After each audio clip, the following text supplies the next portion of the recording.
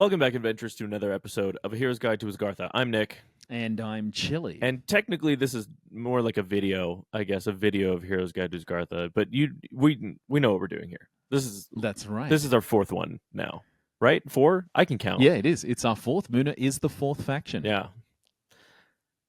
I'm not going to. You guys know gems, spicy. We're just going to move on to the heroes.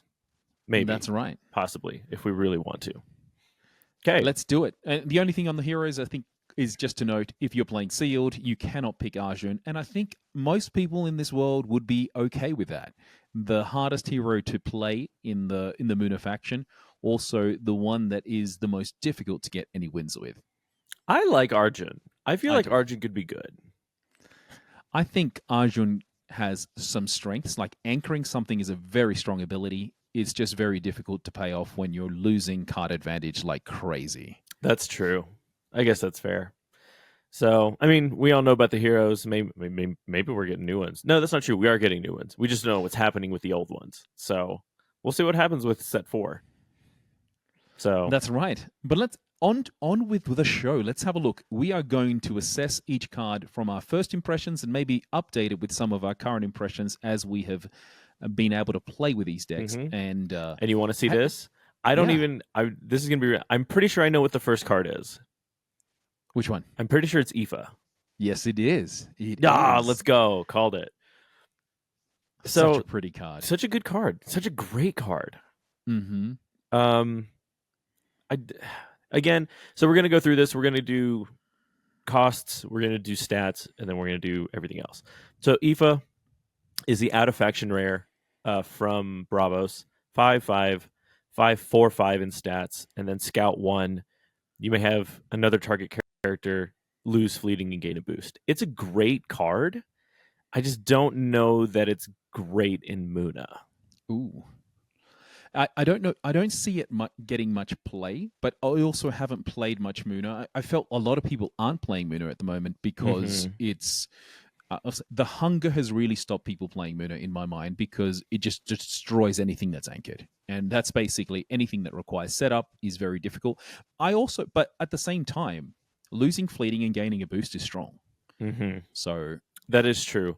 The other interesting thing, though, is that I feel like people aren't playing Muna because of license withdrawal. You know, Hydrocina, that kind of stuff. Yeah, correct. And license withdrawal doesn't affect anything that's anchored, but because you're also anchoring something with Tasia in most cases that gives you the boost, license withdrawal has strength on that front. Yeah. So you're right, absolutely right. There's a lot of cards that can target Muna, but its mechanic in and of itself is very strong. I love it. Yeah, no, I love this card. This is one of my favorite cards. So I don't know. It's, again, great card. I just don't know if it's playable in Muna. One thing you are getting thoh is you're getting a lot of benefit. Like that is true. It's a strong card in terms of 5 resources to basically get 6, 5, 6 in stats. Yeah, I will say though, the helping hand for 1 basically and gaining a boost, that's really good. Yeah. So all right, we're gonna move on to one of my favorite cards though. This is genuinely one of my favorite cards in this set. So yeah, tell me about your thoughts on Aaron. Say, this is Aron. This is a Welsh character. It's interesting that he's followed by like a trail of corgis. I think that's one of the coolest things ever. This reminds me of like Thranduil from The Hobbit. If you've ever seen like the Hobbit movies. So Aron is a 5/5, 4/4/6, which is interesting in the common. Scout 2, and it has on play animals you control gain 1 boost. The rare is reduced by 1 for each the hand and reserve, so it's 4/4, 4/4/5 in stats, but it still keeps Scout 2 and the same ability. I just like this card. I love the artwork. I love the horde of corgis. The stats are fine. Like, they're okay. The main reason you want to play this is for the scout cost, though. Like, the main reason you're playing this is for animal tribal stuff. Yeah, it's quite useful for that because you're only paying 2 scout to be able to get every animal boost. The question is, has anyone figured out the best way of doing that? There's a lot of animals, and we're going to go through a number of them today. Here's the thing. There's strength. I think this character works best with Arjun Mm-hmm. because you're constantly anchoring animals. You could, yeah. Yeah. So That you that play might this be with like something. Floral Tent. You play this with stuff like Hydrocina, with Aloe Vera, stuff that gets to stay on the field. So, Yeah, if you have consistent, and this is the thing, Muna has the most consistent anchoring, I feel like. So I feel like it's not too difficult to get what you want on the field. true. So that's me. But we're going to move on to Ariadne. This card confuses me. I I agreed. I think the idea and the concept of bringing another character to basically face you, just purely so that you can win one side and not win the other, maybe is very smart. I just don't know how valuable it is, and maybe I just haven't got it yet. And that's the way I'm choosing to actually think about this. Is like there has to be a greater purpose in its use and a stronger way of using it than what I have seen and what I have done. But it's understated, and not only is it So, understated, like it's more than likely going to make you lose an expedition. right. So here's where this gets interesting, in my opinion, because I played against this in the tournament that had Ariadne in the Ortis, Mm-hmm. right? It's kind of interesting depending on when they play it, right? Because if you're not thinking about it, you'll play something in on the opposite end and then immediately flip this side, Yeah, right? So I feel like it's more of a diversionary tactic than anything. Um, I don't. It's really good if you're planning. So say you play one. Okay. This is the scenario in my brain. You play on hero side, right? Your opponent plays something on hero side. yeah. You play Ariadne on your companion side. Mm-hmm. If your opponent tries to play on the hero side while their companion side is empty, it will automatically move that character to the companion side. Correct. So if you're specifically trying to win on a side, this is a good thing to try and like bait out a side. Yeah, or force your opponent so that they cannot base. Imagine they're just one win away. They're Exactly. just going to stack on one side. This is forcing them so that they can't stack everything on one side. But in most cases, they'll just play their cheap one to bring it in. Like there's anyway, Yeah. difficult one to get an Agreed. idea I on how to I play. 100% agree. This is very because the only thing is that it only does it once, Yeah, right? Like it only works the first time they do that and the character moves. So I don't really know how to feel about this card. The artwork is sick.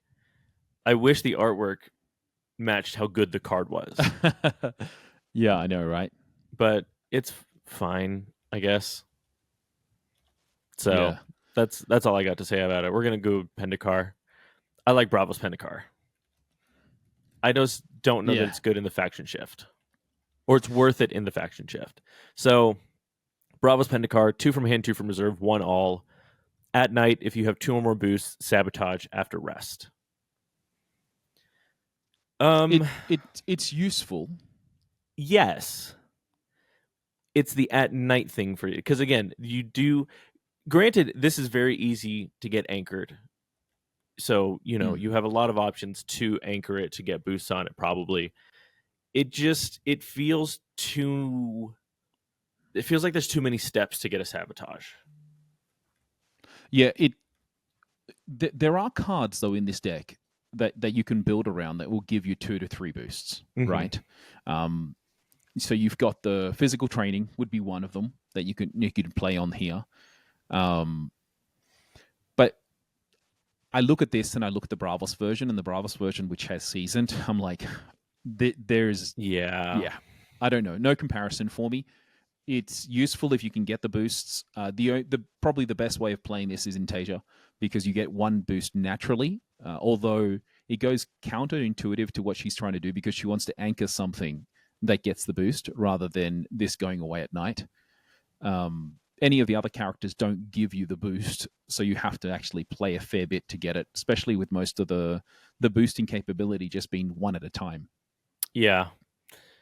I mean, it'd be cool if they start doing stuff for adventurers, maybe like in the next set, kind of like how Hmm. they did with the stage for artists and songs. I just don't know if Maybe. that's going to happen. So maybe we'll see something in the next couple sets where adventurers get boosts, but or get a benefit of some sort. I just don't think this is like an amazing card as of right now. Neither.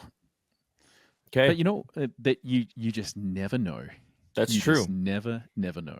Kind of like with Bumblebeat. I was not expecting this card. This card kind of freaks me out just a little bit. I think this card is good. I've seen it be used more and more. Yeah. No, I would agree with that. It definitely is seeing more usage.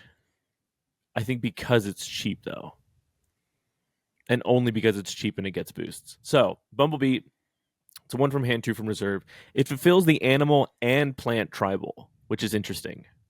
So, if you're playing Iran, if you're playing stuff like what is it? The Muna. Who's the Muna character that cares about plants? Um, Isenboshi? I'm not sure.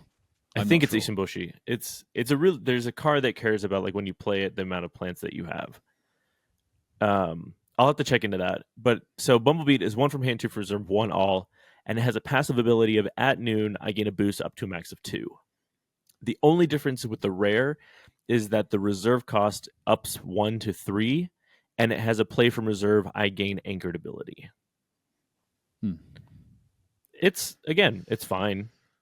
It's yeah. We'll see. We'll see how it It's ends not a up being used. standout card to me. No, it isn't right now to me. But Yeah. at the same, but I also think based on its cost, you're getting a lot more value than most people think. I will agree, and I think that's why you're seeing it in a lot of play. Mm-hmm. Um, but I don't know. Oh, it's not Isenboshi. Who is it? Is it who is the guy that cares about animal or that cares about the number of plants? Is it Yongsu? Oh, it might be Yongsu. Yeah, there's a couple of characters that if that you mean get boosts because of it. Mm-hmm. Um, Yeah, I'm thinking about Yongsu Verdant Weaver. If you control 2 or more plants, I gain 2 boosts. So this fulfills that, and it fulfills a Ron too. So I feel like Muna is the best deck if you want to do like tribal, right? I feel like it fulfills those requirements a lot easier. So yeah, it's very useful. I just think because of how cheap it is, it's not too bad. yeah, I'll agree. Moving on to Burrowing Noosh. This is one of the cutest cards that they have done. I love this card so much. So Burrowing Noosh 11200. And the rare is 11100. But this goes into the group hug. Again, animal plant, which is fun. When an opponent draws 1 or more cards or resupplies, gain a boost. This is very Quetzalcoatl. No, Quetzalcoatl. Right? The whenever an opponent draws or resupplies, do a thing. Is Yeah, that it is very similar to that. But the good thing is it's much cheaper than a Quetzalcoatl. So it is much cheaper. It is cheaper. infinitely cheaper. But the only thing is that it doesn't like it helps itself. It doesn't necessarily create more targets in a sense, Mm-hmm. right? Because I feel like Quetzalcoatl is advantageous because it creates extra bodies, Mm-hmm. But again, that doesn't necessarily matter now with cards like Evanescence and like quick removal like that. Yeah, but at the same time, you want more. It's always better to have more bodies than it is to have more boosts. So yeah, I'm of the same mindset. So I mean, unless you're like really getting boosts out there, I'm in the same mindset. mm-hmm. It's a good card, cute card, great card. Ooh, we got your first one. That's right. So this is I felt the Cuddly Corgi in the rare is really strong. So this is really trying to help Arjun of all the characters to be able to get a character when a character you control gains anchored, that character gains 1 boost. Yep. I think So let's go through it common to rare. So 2 from hand, 2 from reserve on the common, 2/1/1. When a character gains control, or sorry, whoa. When a character you control gains anchored, I gain a boost. That's right. The rare only changes the I gain a boost to that character gains a boost. So the character that is getting anchored gets a boost, which is pretty good. Me too. I think that's a very, very strong ability. But Yeah, I think this is specifically built for Arjun, though. I agree I with that. I think so. Okay, moving along. Fair Fox.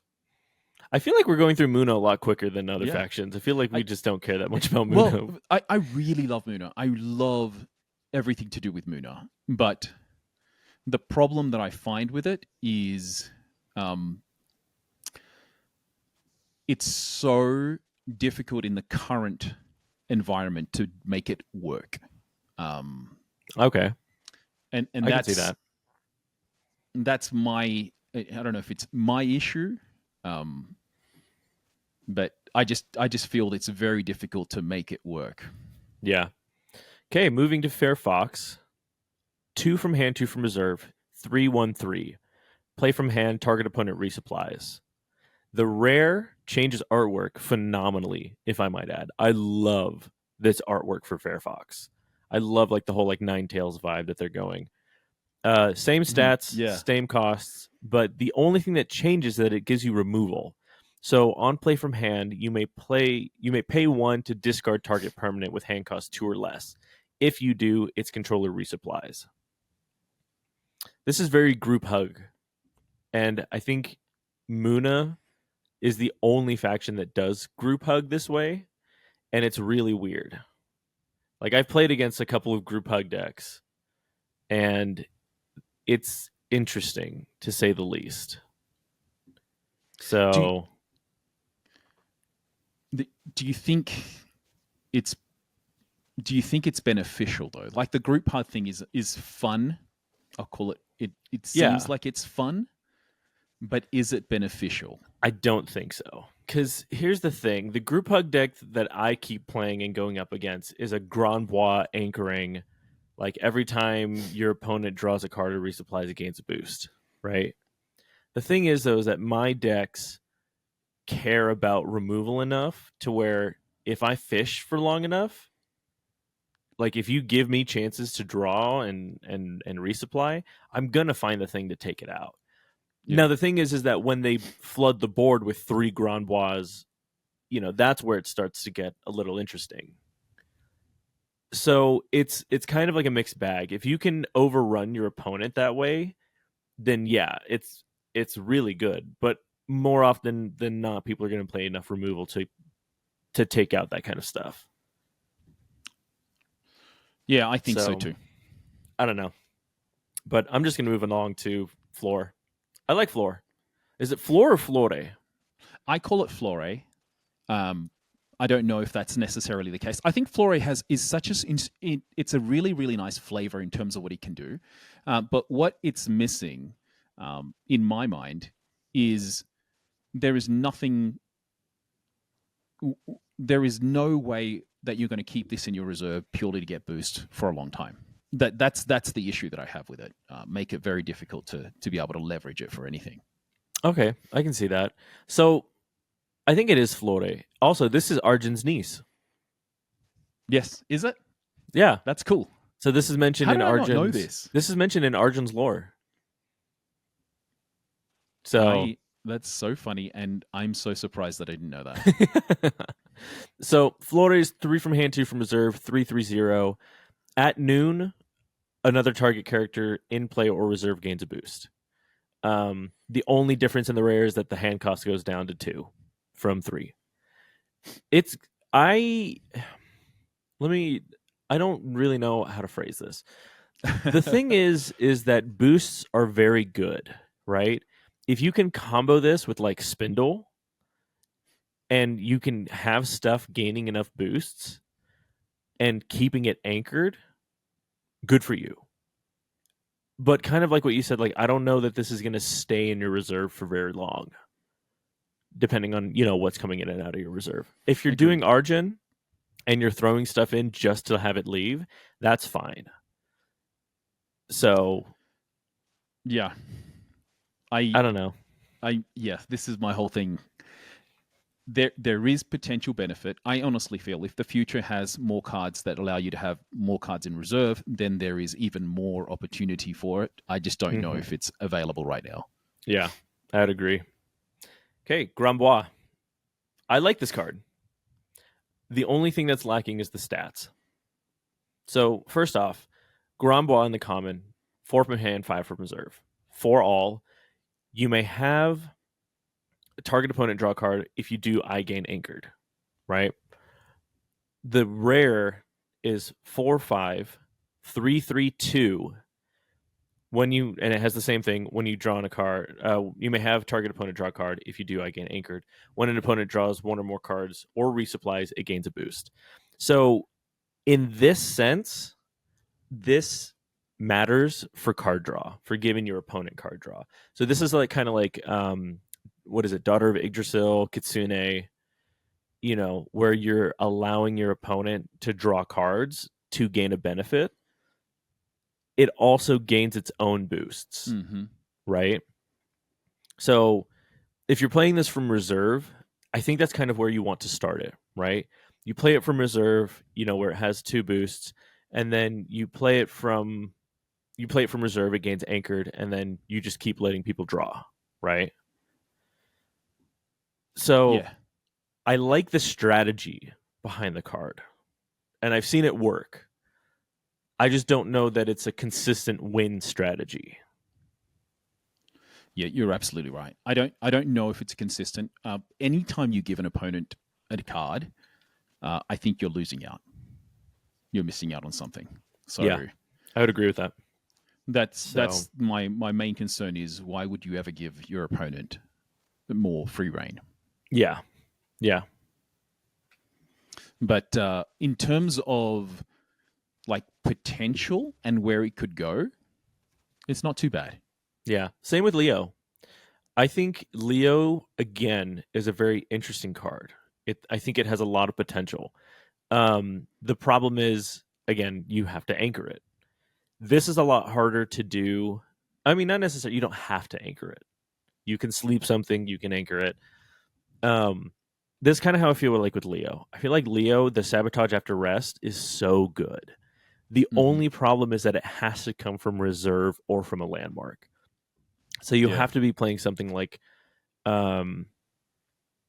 what's the one? The farm? Is that the one that gets counters in Muna?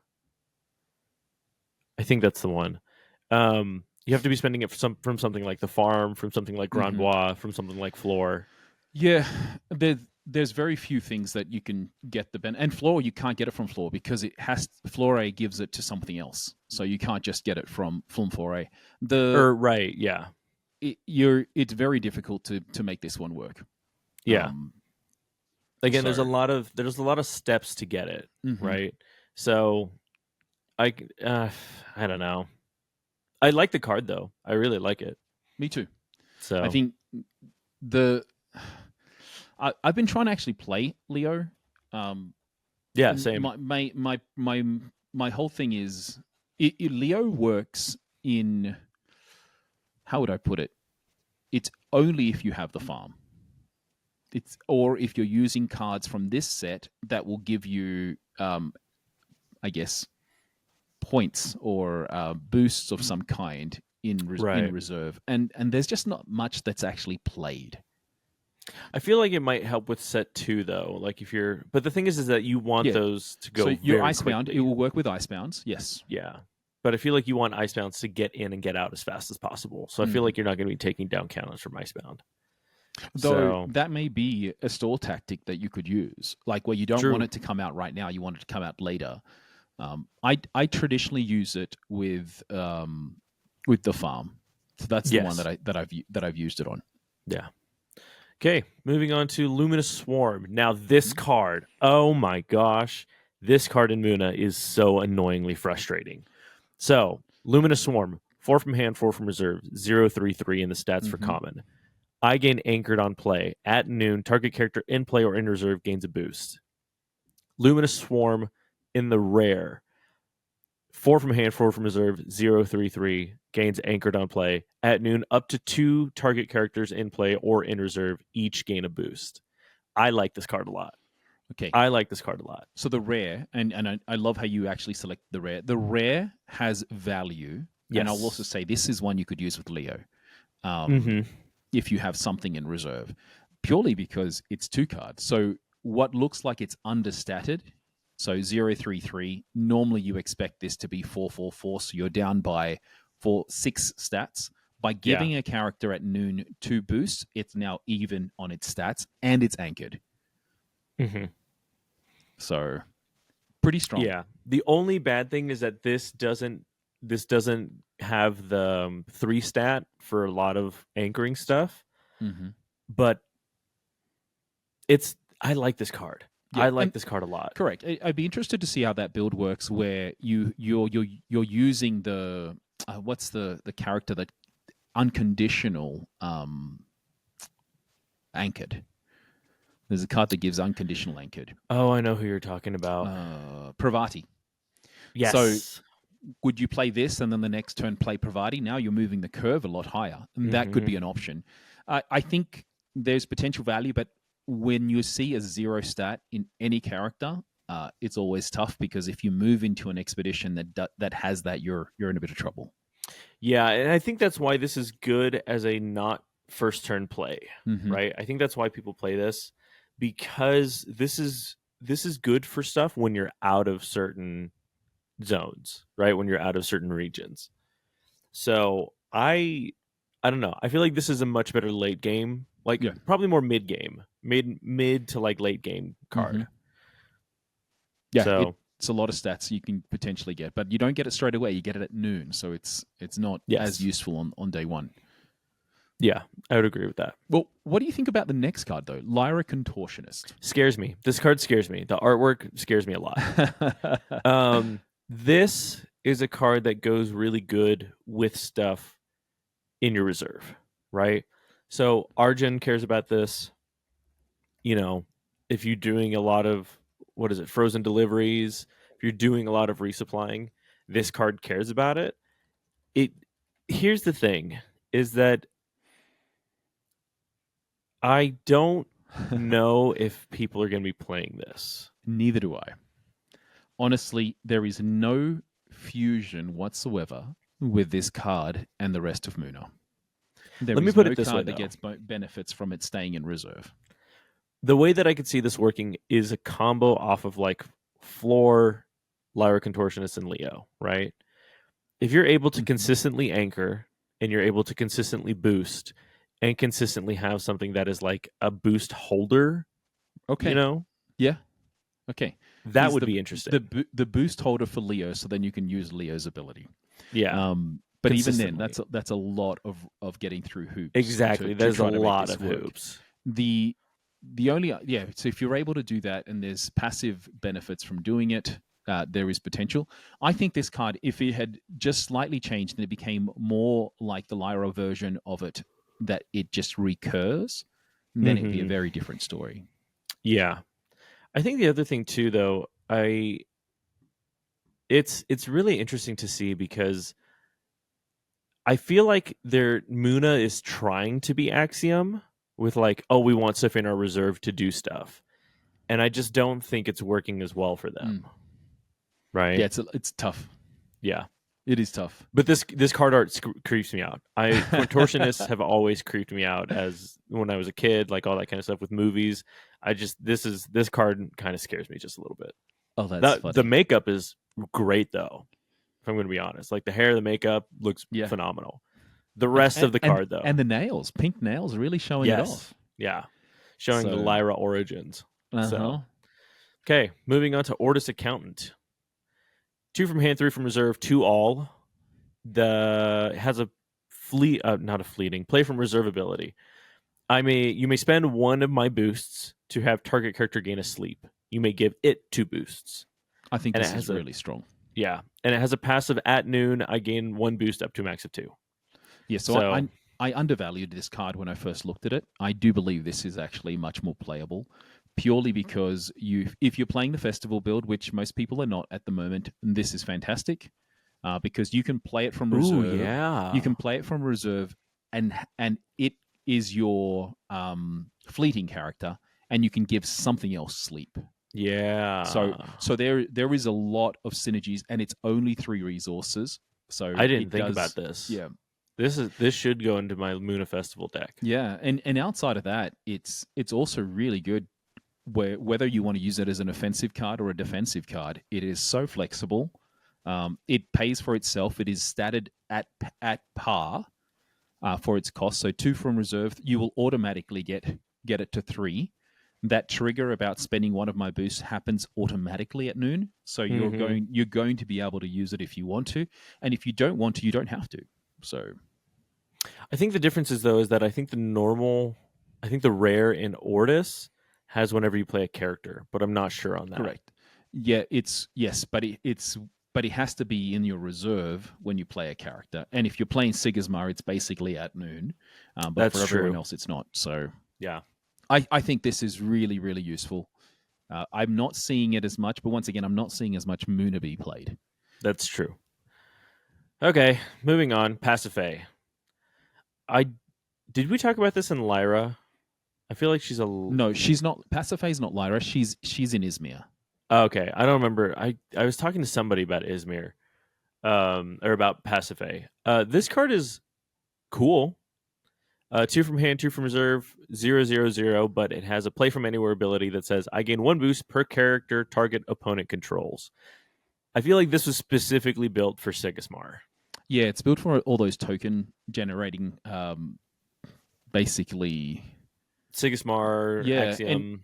and the other benefit it has, it's actually much more useful than you think, given it is a play from anywhere ability, and you can basically put it on the side that has the least amount of characters, and it targets all characters that they have. It's not just one expedition. So Correct. So I feel it like has this is benefit. like the Muna character version of Lernaean Hydra. Yeah, it could be used in that way. Although I don't expect many people to be playing 10 cards at once. But Yeah. the Hydra has destroyed me many a time. Well, here's the thing, though, right? Is that if you're playing Goalring the way that I play it, you're playing Open the Gates twice, and that gives you 8 characters on top of whatever else you already have on the field. So you play both from 4? Or you play twice as in like 1 for 4, 1 for 5? No, it's 5 and 5. So you play it once from hand and Okay. once from reserve. Okay. And you just, the rare. yes, I play the rare because I like being able to pick. So Nice. but that's just me. But I don't know. I feel like this is a specific matchup though, right? To where you get a lot of the value. Mm-hmm. So, but we'll see. Again, we're not seeing a lot. Wrong direction. Party foul. Okay. Requiem. 2 from hand, 2 from reserve. Spell disruption song. Has fleeting. Choose one. It's a song. It's a song.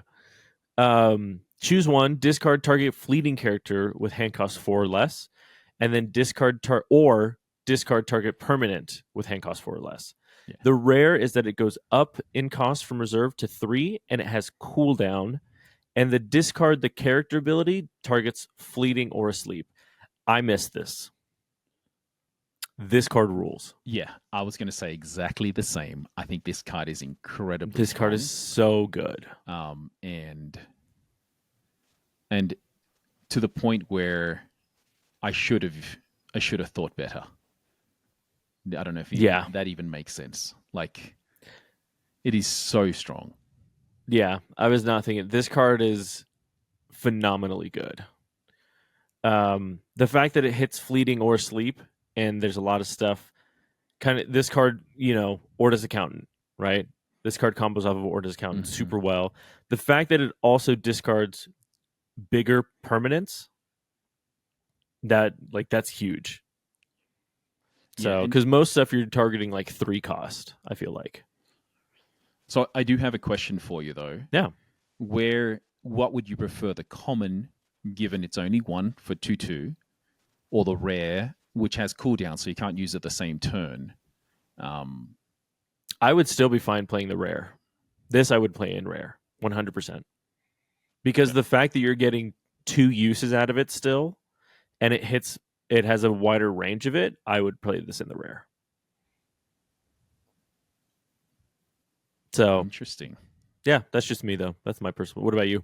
Comment? No, I would use the rare if I have the rare slots, purely because its utility factor, even at cost of 3, you're more than likely able to target something that costs 4, so you're Mm-hmm. going to still make a saving. Yeah. Yeah. I slept on this card. I messed up. We messed up. I think so. Okay. Sap Dispersal. This card is funny. It's This a card is weird. I'll say it's a weird looking card. I wonder what's been they're using like as a pepside or whatever it it's is. sap. Oh, it is the sap. Yeah, it's sap. Duh. Yeah. So Sap Dispersal is a spell, 1 from hand, 2 from reserve. Characters in your reserve gain 1 boost. All characters. Mm-hmm. Sap Dispersal on the rare though is really stupid. 2 That's from so hand, funny. 2 from reserve, fleeting, and double the number of boosts on each character you control and in your reserve.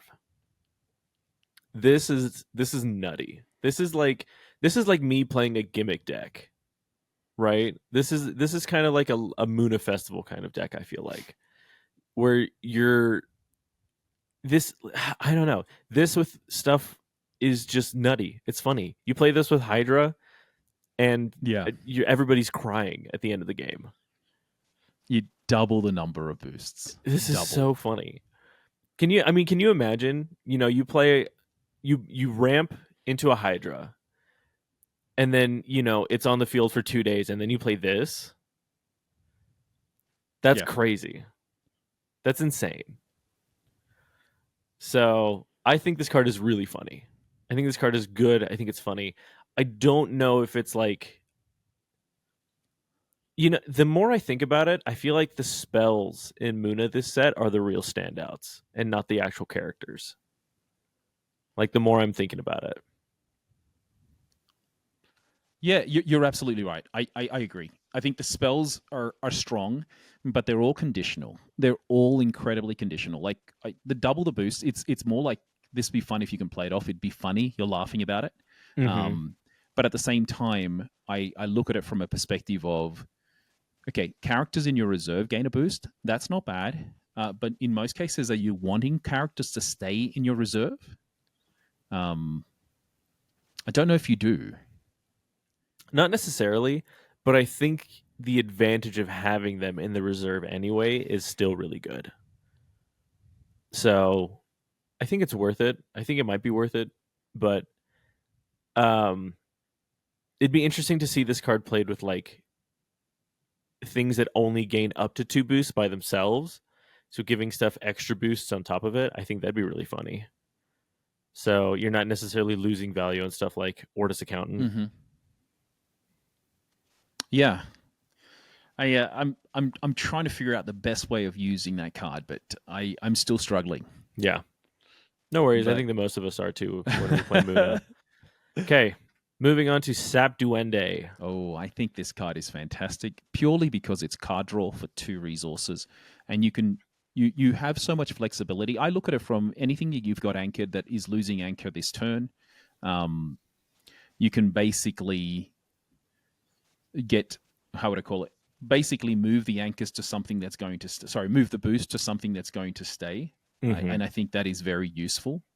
I think this with Sap Dispersal would be fun. Oh yeah, absolutely. Like you Sap Dispersal something like Ortis Accountant that gives it, 4 boosts, and then you switch the boosts. Yeah, absolutely. I think there's a lot of potential. Yeah. Yeah, I would agree with that. This card is, again, it's one of those things where I saw this card, I was like, meh, and then now I'm looking at it, and it's card draw for 2. Yeah, so that's not awful. Oh, okay. I want this again. This is one of those things that I want to be good. First off, we don't know any of the lore about it yet. No. Oh, actually, the card lore has come out. So the card lore's come out. Okay. Yeah. The problem is, I don't think the stats are worth it for the cost, even if it is gigantic. Now, granted, this is technically a better card than Atlas, so that it has that going for it. That's true.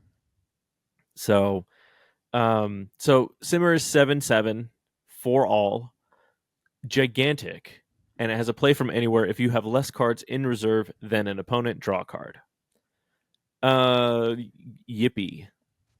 I don't know. This is the artwork again betrays the card, Yeah, right? look, Or the card betrays the artwork. in most cases, like if you are Muna, though, you're more than likely going to have less cards in reserve because you'll be playing things that get anchored. So maybe that's the synergy, but it's still a lot to pay for something that won't stick around. Yeah. And And again, it's people one can of those play hard against, things to anchor yeah, because the cost. and they can play around it by basically saying, sure, you may win one side, but I'm going to win the other. Mm-hmm. Yeah. I feel like having it be the same cost. This does not feel like the same cost as a Hydrocina. So that's where I'll leave that. Mm. I don't Yep, know. that Any makes other sense. thoughts? No, Okay, great. Hydrocrane is way, way stronger Yeah. because it's eternal. Yeah. Spirit Wielder. Now, this is interesting because it's specifically targeting anchored characters. So Spirit Wielder is 2 from hand, 3 from reserve, 1/2/1. On play from anywhere, I gain 1 boost per anchored character you control. And then when you play it from reserve, I gain anchored. So this counts for itself when you're playing it from reserve. I don't know that this is good though. I mean, if you're playing a lot of low cost cards that get anchored, so Spindle Harvesters, I mean, Coniferal isn't that great. What is the other one? Sneezer Shroom? Mm-hmm. Sneezer Shroom also gets anchored, but I think it's a 2 cost. Yeah, late game it may be useful, but even its ability from reserve, you really want to play these things out first because they can get targeted if but from a sabotage. So you may have stuff there from the previous turn, but then they're not anchored anymore, right? They lose that anchor. So you want to always be playing this card last. It has value in the sense that it could be very strong in terms of its overall cost. I just don't know. Yeah. I want to know who the character is though. That's what I will say. I do want to know who the character for Spirit Wielder is. So, but yeah, it's a fine. Again, most of these cards are just fine for Muna, which kind of sucks. I don't know. Okay, moving on to Sustenance. 2 from hand, 2 from reserve for the common. Fleeting, draw a card. Each player puts the top card of their deck into their mana zone. The rare is 3 from hand, 3 from reserve. Each player draws a card and put the top card of your deck into your mana zone. Yeah, it just flips it around in terms of what ability you get and what ability both of you get. Yeah. I think I'm not going to lie. I think I would rather play the rare over the common. I think I would rather them have card advantage than mana advantage. That's true. Although there is an element in many cases, like because people play so close to the ground, and most people only have 2 or 3 cards in their hand, that having an extra mana at the late game, they may never get to use it. Now, if you're playing a ramp deck, then you prefer the ramp if you want a character that's more that's bigger. So unsure of its utility and its value. Yeah. So which would you pick though, common or rare? I probably go for the common. Really? I would if I'm trying to build a ramp deck or I'm trying to get my curve to be much more expensive than the norm. Okay, that's good to know. Okay, now we both picked Tolarian Skater. So I want to know what your thoughts. Okay, so first off, Tolarian Skater, 3 from hand, 3 from reserve, 3/2/2, Scout 1. Target character in play or in reserve gains a boost. What are your thoughts? Yeah, I think Tolarian Skater is amazing because you get to pick where that boost goes. So, and the fact that you're already at 3/2/2 and you're going to be able to make it 4/3/3 in terms of stats, but split over multiple bodies, it is very much strong utility. Yeah, and I think the scout cost really helps make up for that too. So, like the fact that you can just boost anything for 1 and then play it again for 3. I feel like playing this for 4 mana is absolutely worth it. I agree.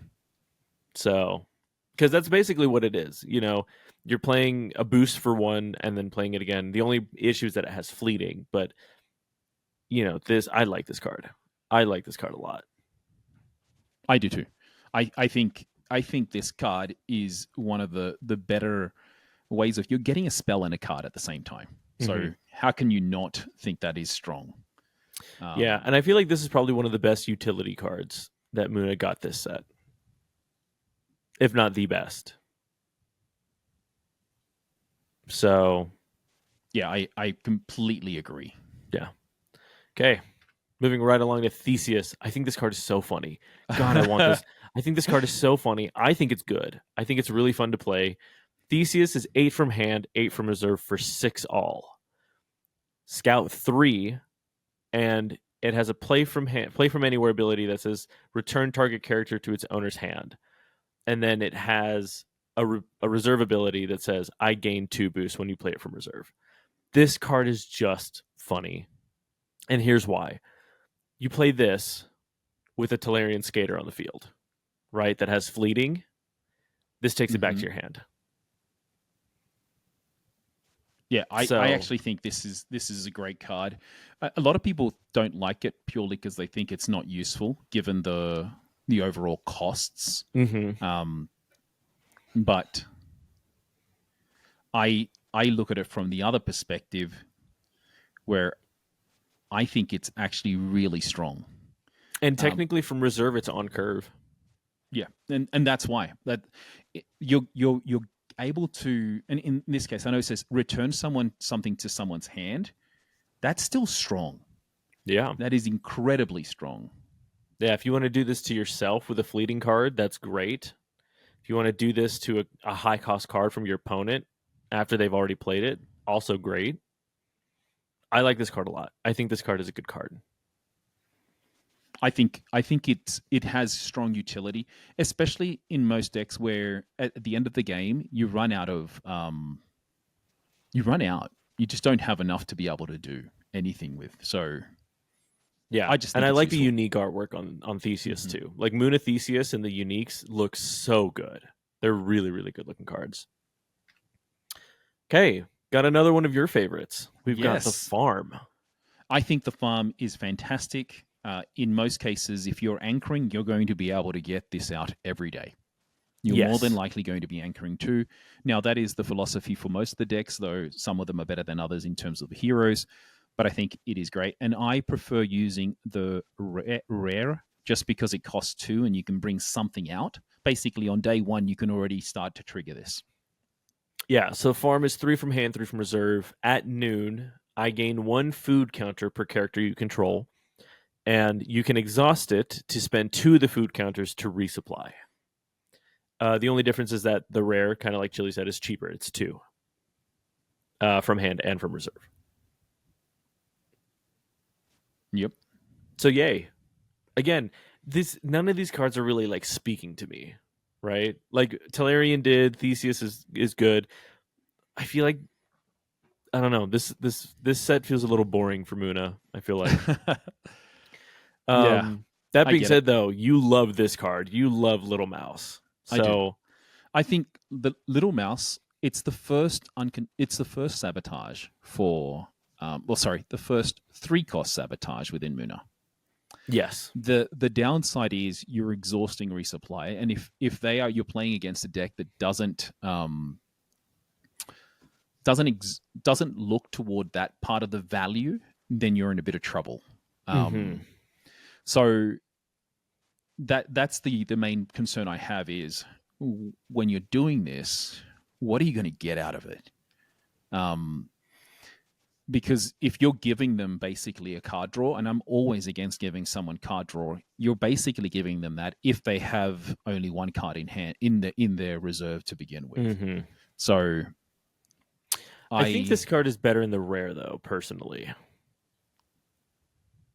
But that's just me. I don't know. Like, I know you picked the common. I like the rare only because it has... I feel like for the 1 cost more from reserve, you get more out of it. But I don't know how you feel about that.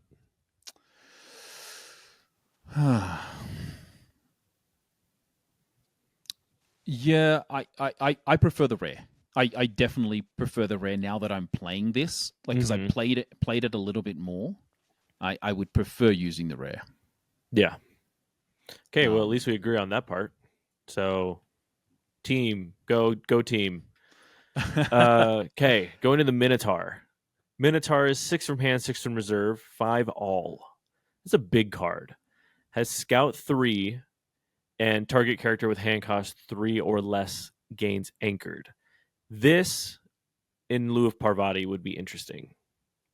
So, because the rare, 6 from hand, 6 from reserve, 5/5/5, the Scout 3 target character gains anchored, and it has a passive of the at noon, I gain a boost up to 2. I like this in the rare a lot more. Like now that I've been looking at the cards in the set, I actually really like this card in the rare. You like it in the rare. Mm-hmm. I'm trying to think where would my mind go? Because it gives you a double unconditional anchor. That's my thought process. And then the rare also gives it 7 stats, so it's above curve on what you're playing for. So here's the thing though.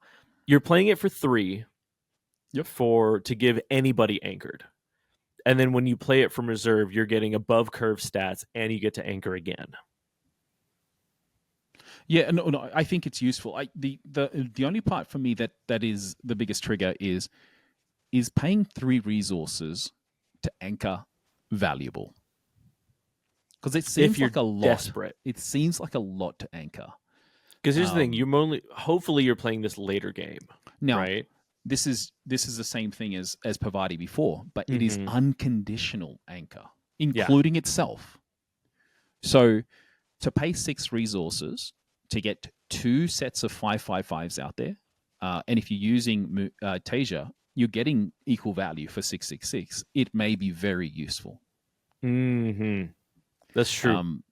So it has utility, and even like a lot of the times you're wanting to anchor stuff so badly and you don't get a chance to, it gives you that opportunity when you don't have something in your reserve. Yeah. I also just like that he starts smiling in the rare. Like, Oh, that's funny. he's not smiling in the and then he just starts. It's so pretty. He's got like this card the is hintings. gorgeous. Yeah, This I card is love gorgeous. this card. This card's artwork is so good. Mateo, you did a great job. Okay. Yeah, did a great job. Okay, now this card. This card rules. This card is so good. The Stew is such a good card. This card is sick. 2 from hand, 2 from reserve. Target character gains a boost on play, and then characters in my expedition are seasoned. Now, granted, the interesting thing is that you technically don't ever want to lose this, right?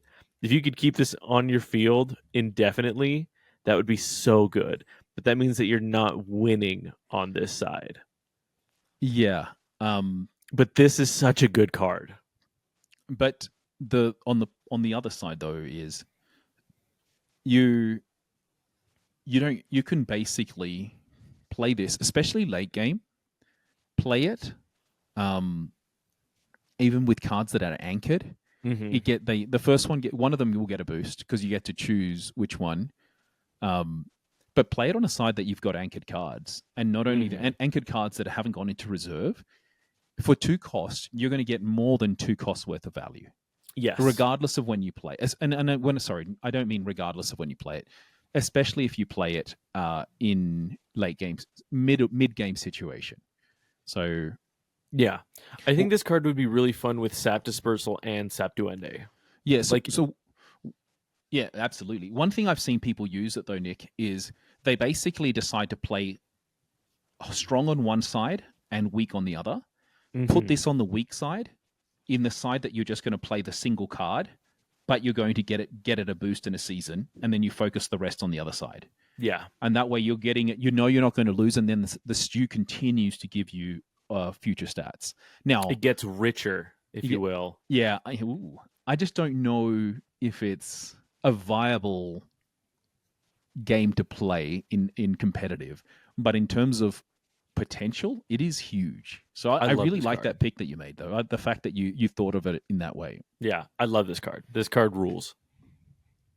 Okay, Town Square, out of faction. 3 from hand, 3 from reserve. The Town Square at dusk. I gain 1 morale boost per character you control at dusk, which is interesting. So at dusk means before they go there. So basically, any character you play that stays after the afternoon, you're going to get one of these counters for. Yes.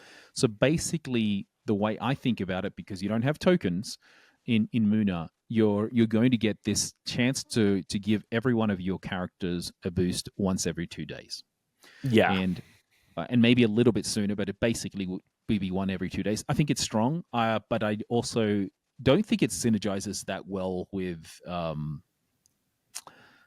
With Muna? Muna. No, Yeah, not as much. Like, this is made for Ordis, and when we talk about Ordis, I think is fantastic for Ordis. Yeah, I think it would have been interesting to see this faction shift into Axiom or to Izmir. I don't think it should have gone to Town. I don't think it should have gone to Muna. Oh, where do you think it should have gone? I think it should have gone to either Axiom or Izmir. It has a lot more utility in those. But Izmir doesn't play characters. Well, here's the thing though, is that it still gets tokens. Yeah, okay. But maybe it's about spells. Like, you spend X for X, but it's X of spells that you did. Mm-hmm. Well, even when you think about Lindaway, technically Lindaway, you're still playing Maw. Like, that's a character that counts for it, is with Maw. Your tokens still count for it. So that's why I'm like, I think Axiom or Izmir would have been interesting because you have a lot more token generation too. So like you have stuff to support just playing characters. So that was where my thought went. I look, once again, maybe in the future, like we've discussed with some of our guests online, they're going to bring these saplings or something into Muna, and you're going to have this card will become so much more powerful. Sheep. I'm hoping for sheep. Mm-hmm. Cloud sheep. You know what? Hey, isn't that the new Muna character? Yeah, that's what I'm hoping. I'm hoping for sheep. Yeah. Okay, going to Undergrowth. Undergrowth is a new permanent landmark. 2 from hand, 2 from reserve, both in the common and in the rare. The difference is in the effects. So they both have exhaust this card, and the next character you play in Forest this turn gains a boost. In the second one has another one of those. Whenever your opponent draws 1 or more cards or resupplies, you can ready it. So this is one of the few cards. Actually, it's the only card I'm aware of that has unlimited gameplay, depending on what your opponent does. Yeah. Unlimited boosts. This is where Group Hug helps you a lot. Yes. I feel like. But the problem is that it's when you play a character, it's not characters that are already on the board. Correct. And it's not when you play a character. Oh, sorry. Yes. You have to play another character to get the benefit. You're absolutely right. So that's interesting, though, that they gave you have to have another character. It's an interesting play. Mm-hmm. I don't know. I'm not sure, but it is a permanent. So if you have uniques that are really value permanents, you can get some of those out. And though, in a way, that's I honestly feel though, if you're going to spend 2, or you might as well spend 3 and get the spindle. Yeah. And here's the thing though. Here's the fun part: is that this technically counts towards Mushroom Tribal. So if you want to put this in a mushroom deck, you can put this in a mushroom tribal deck. I think the community has agreed that this counts towards mushrooms. Oh, that's funny. So there you go. So give you a little bit of help right there. Okay, we've got a spell for the next card. We've got X marks the spot. 3 in hand, 3 from reserve. I think we've talked about this. I think we talked about this in Lyra. I think you like this card more than I do. But even then, I don't think we like this card a lot. So it's 3 from hand, 3 from reserve. It's fleeting. Roll a die. Send target character to the X position of the owner's deck, where X is the result. If X is higher than the cost of the target, ready 1 mana orb. The thing is that it does have to be higher. So it can't be equal to. Yeah. So weird card. It's removal. Again, it's unconditional removal. Yeah, it is removal. It is unconditional. 3 resources is pretty good. I don't know. Yeah, I feel like that's the general consensus. Just I don't know. I don't I know just about this one in Muna. Yeah, I don't know if you'll ever get the ready 1 mana orb, but it's something you might as well risk. There's a chance. Yeah, this is for the Lyra players who don't like Lyra, I guess. This is for the Muna players who wish they were Lyra players. Yeah. They're like, I'm the homebody kind of like farming type. I like nature, but at the same time I want to gamble with my games, I Yeah. guess. It looks like it'd be a fun card though. Yeah. Yeah, I would agree with that. So Okay. And that's the end. we managed to make it to the end. This is good. I think from a perspective of game state, the cards that Muna got didn't really advance the anchoring mindset that was previously set. It's almost like, hey, we want to give you something different. Mm-hmm. Can it work? Yeah, I feel like they're just trying to widen their option pool. If that makes sense. Yeah. So I don't know that they necessarily did anything to like kind of like what you said to like majorly advance the like what Muna can do, but I feel like they're just trying to give more options to what is available to them. I mean specifically for Arjun. It feels like they're trying to help Arjun out a lot with this set. True. So but yeah, I don't know. Other than that, I don't know. I feel bad for Muna this set. I feel like Muna got the really, really short stick. Yeah, I think so too. But let's see when we do Orders in the next few days how that goes. Yeah, but absolutely. Maybe people are going to absolutely surprise us. That's true.